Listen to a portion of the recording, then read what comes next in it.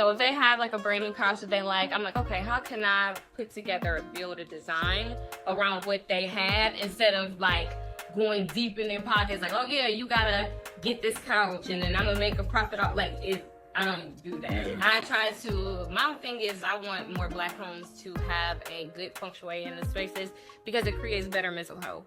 And I think that mental health is very, very important. So that is my biggest thing when it comes to houses. I'll be fucked. They were. They're worthy for me.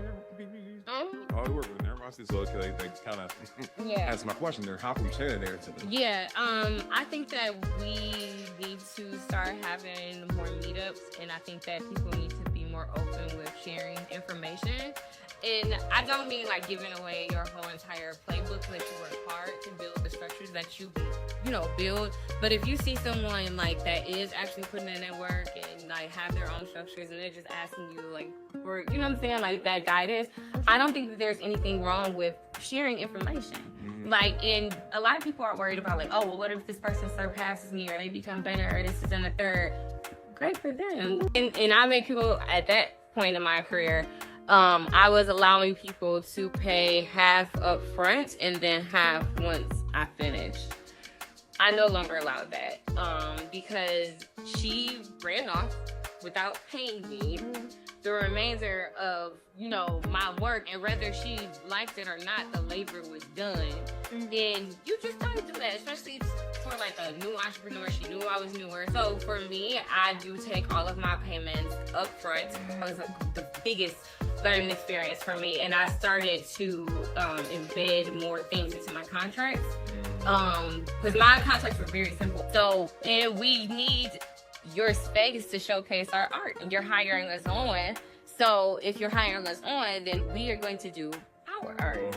Me, I have a special place for Black communities and Black homes to look and feel a certain way. And I know that we also don't have access to things that others do. So for me, I do my best to try to work with what my clients have. I didn't even know what that title was of what they were doing. So I think it's like knowing the different names that go with the different things that you're seeing, and knowing like growing up as kids, like, oh, this is something you can actually go to school for. This is actually something you can do. Right. Yeah. And it's obtainable on top of that. Like, yes. Representation really does matter. Yes. Yes, it does. Very much. Shout out to you. Okay, so listen, we talk about the past, talk about the present, talk about the future. Okay. I know kind of alluded earlier when Brittany asked you what you have on the horizon, but what are some of the long-term things that you have for you in your business?